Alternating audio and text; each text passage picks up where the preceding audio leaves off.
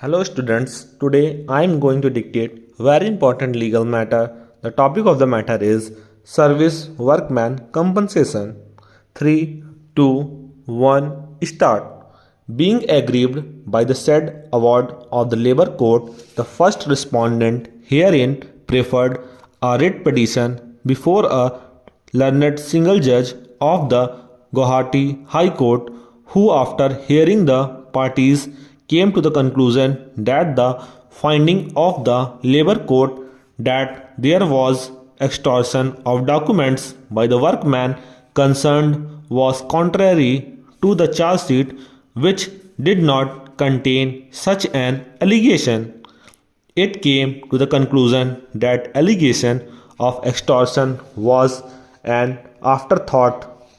It also accepted the defense of the workmen that they entered the estate only to obtain treatment of the injured workman who was assaulted by the manager of the estate. It also held that the labor court did not apply its mind to the vital facts and circumstances of the case as alleged by the learned counsel for the workman who appeared in the said writ petition. On that basis, the learned single judge came to the conclusion that the labor court did not appreciate the material on record properly and passed the order justifying the dismissal, which is disproportionate to the offense alleged.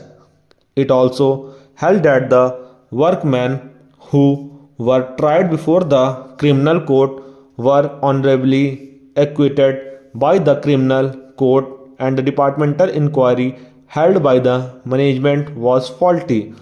On the said basis, it set aside the award and directed the management to reinstate the surviving workmen who have not attained the age of superannuation with compensation of rupees 15,000 to each of them in lieu of back wages, and to pay compensation of rupees 30,000 to each of the workers who have superannuated during the pendency of the proceedings, and to fix lump sum compensation in consultation with the petitioner, which shall be paid to the actual heir of the workman who expired without getting any benefit, if directed the management to pay the said compensation within 6 weeks from the receipt of its judgment.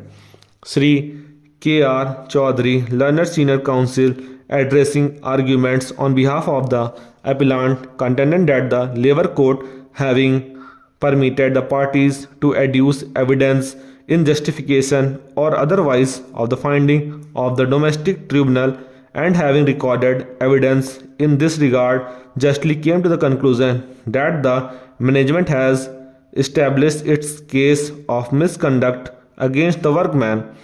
He also contended that the finding in regard to the extortion of the documents was not actually a new charge, but was in fact a part of the charge